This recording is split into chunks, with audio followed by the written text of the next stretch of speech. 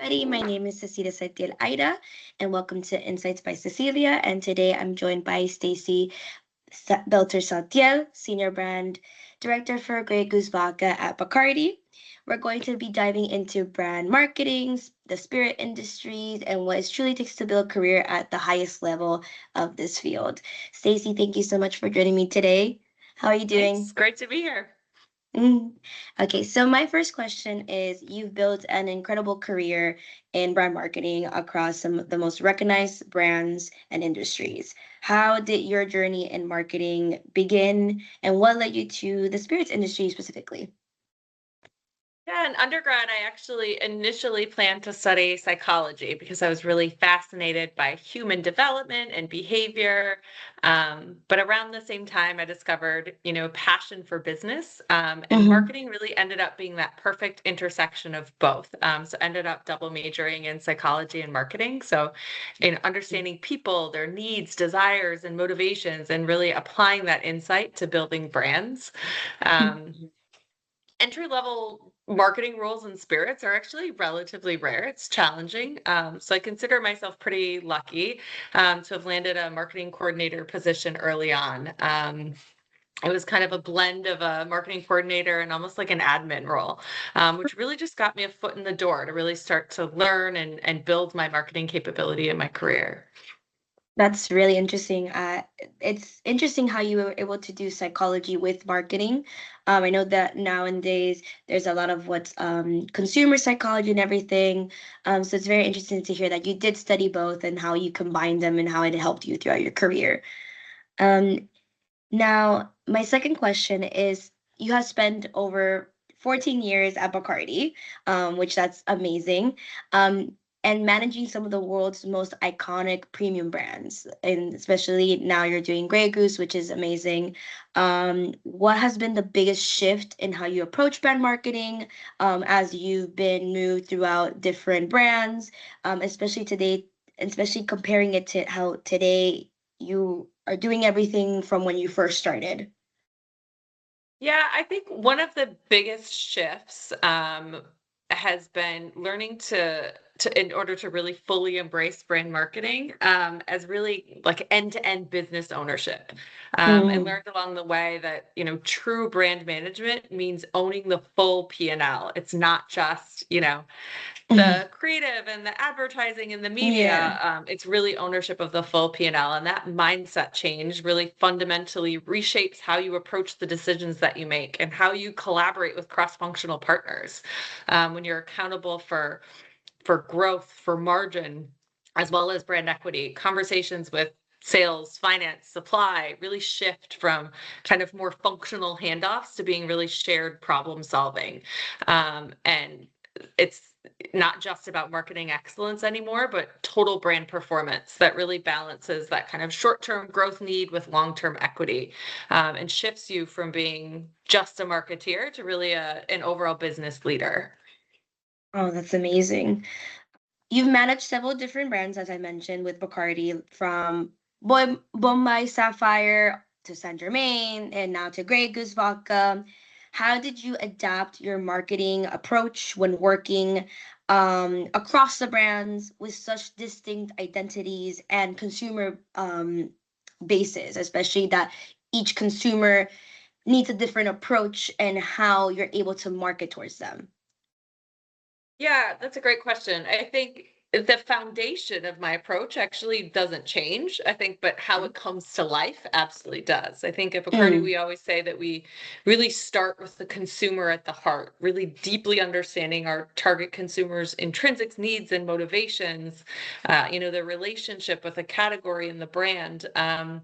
And then it's about really understanding what makes each brand distinctive, its purpose, its point of view, its role that it plays at consumers' lives, and its unique challenges and opportunities.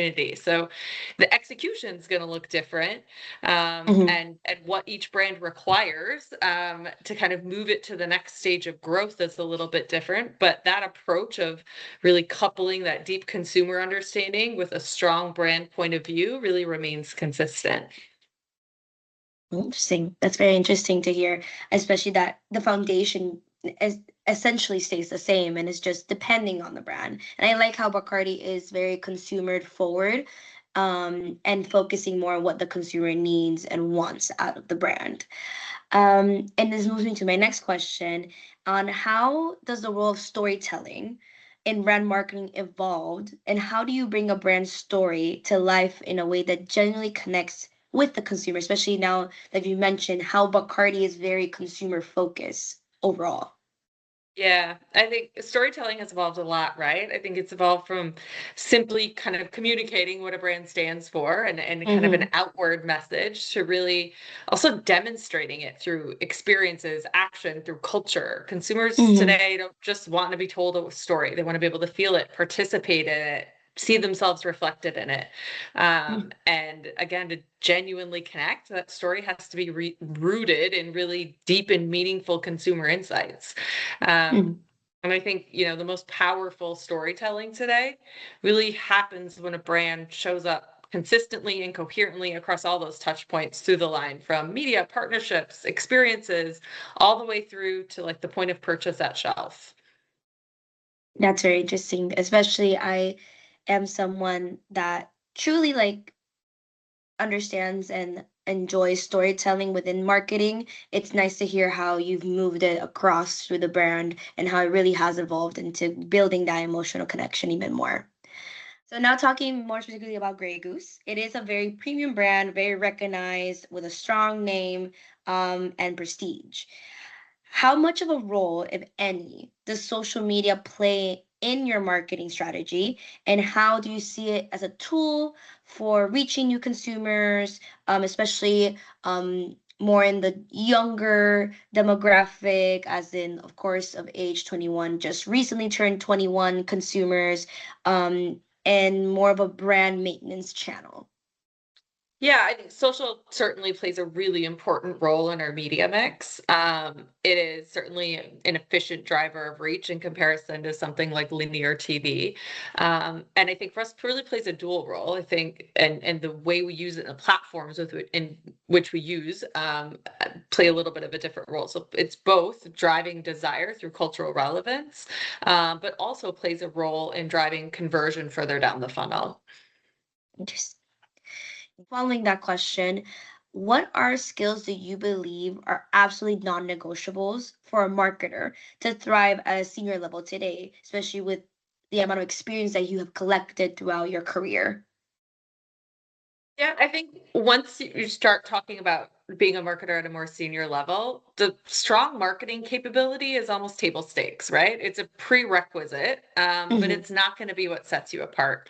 And I think that really starts to come down to leadership capability. It's the Hmm. how. Versus Hmm. the what. It's the how you show up, in addition to what you know how to do, right?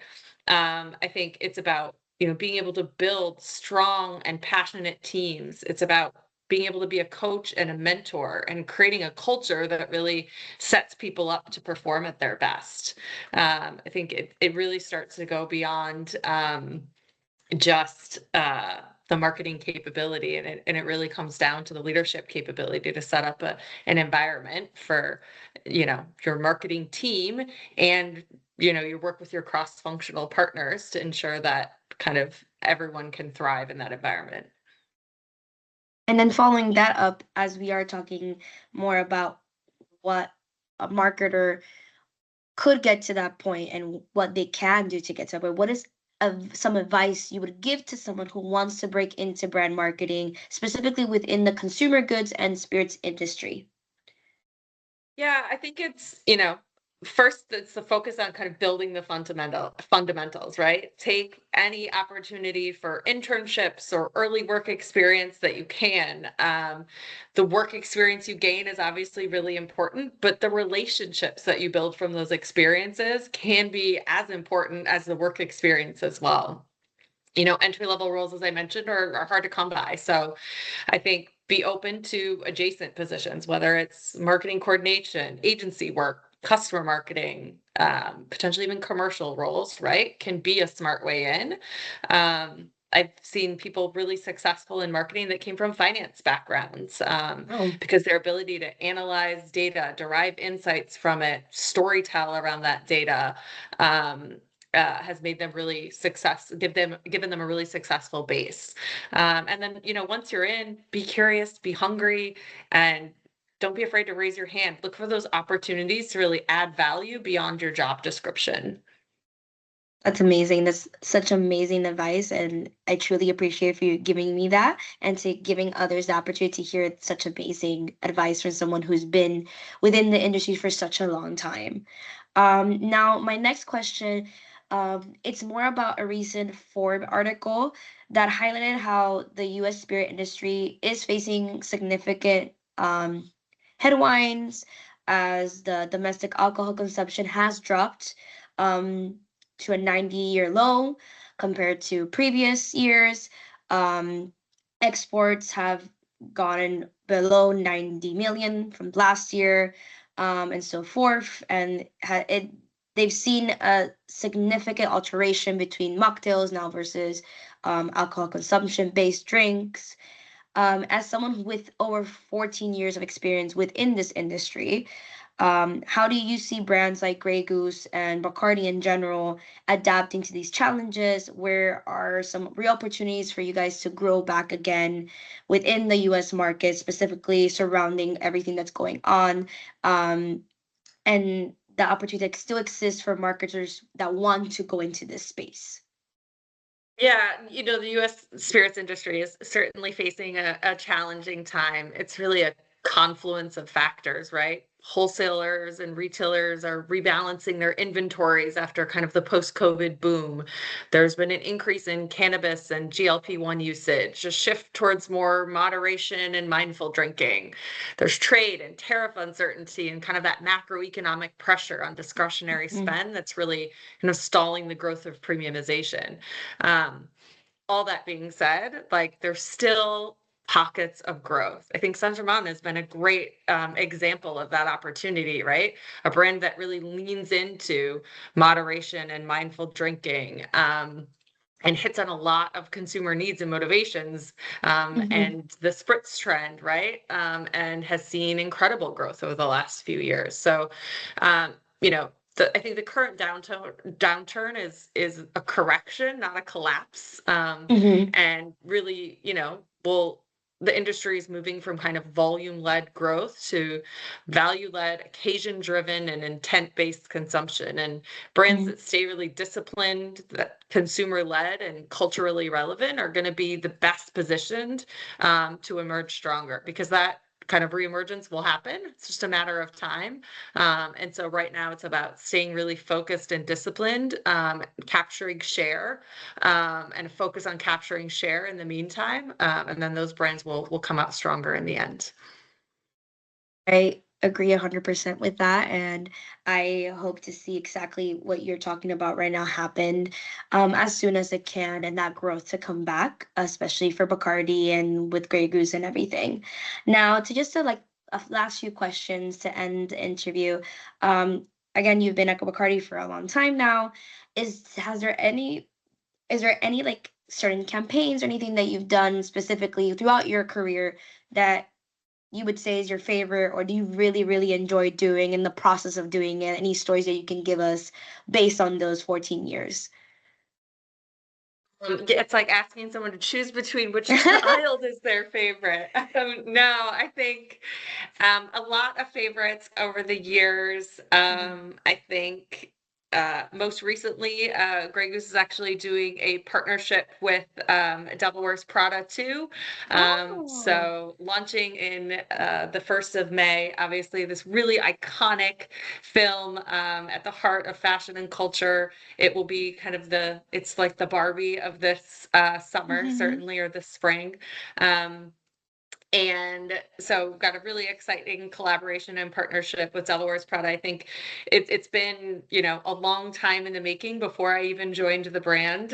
So, credit to the team who has been working on it for a long time. But I think it really will be a best in class example of just finding those cultural integrations that are perfect fits for the brand. That kind of intersection of fashion and culture is exactly where Grey Goose is expected to live.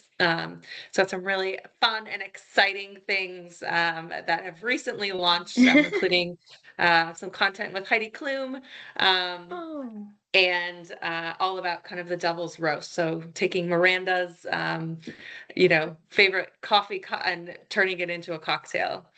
Oh, that's so fun. I'm excited to see that campaign flourish. It sounds super exciting and it's such a great opportunity.